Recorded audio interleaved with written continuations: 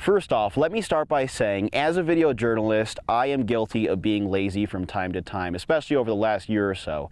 I would just go out, shoot something randomly, not put a lot of effort into it, but this year I promised myself to get back into that routine that I loved so much over the last couple of years, and I've been doing so by actually collecting a lot of great natural sound. For instance, today I was out on a shoot, and the visuals were decent, but not too spectacular. What I did hear, though, is sound coming from a windmill. And what I decided to do was actually mic up the chain on the windmill to pick up some of that sound, and I also mic'd up part of the faucet where it was releasing water. You can see here I actually hung the microphone over a dried out old branch, and then I went around the other side and grabbed some extra sound by putting the microphone down near where the water was dripping. So there are a lot of interesting ways to make your story interesting as a solo video journalist. I also started using a GoPro 3 that I picked up, and I use it by attaching it to certain areas along my shoot route to kind of give it an interesting look, something that the viewer hasn't seen before.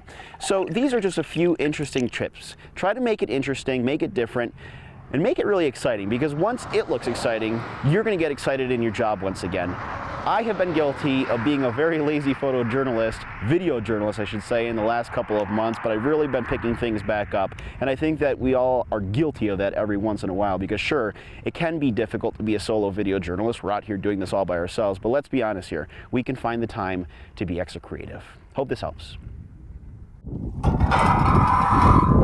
Few things out here in this corner of Colorado move fast. Most things trickle along at a slow and steady pace. We kind of got backed up on our heels a little bit. Then again, few things are as powerful and quick as the one thing firefighters dealt with yesterday. We expected a small fire. Scary.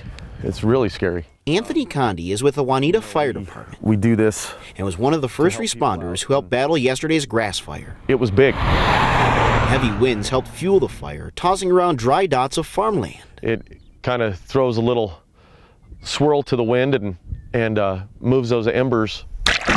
Even with a heavy tanker and a comfortable amount of water, firefighters found themselves drowning in a difficult fight. We were losing that battle. 4.5 hours in, they got a handle on the fire and were able to rest and reflect on what happened. You know, we got a lot of fuel in this area, as you can see, and it doesn't take long for a little mistake to become a big one.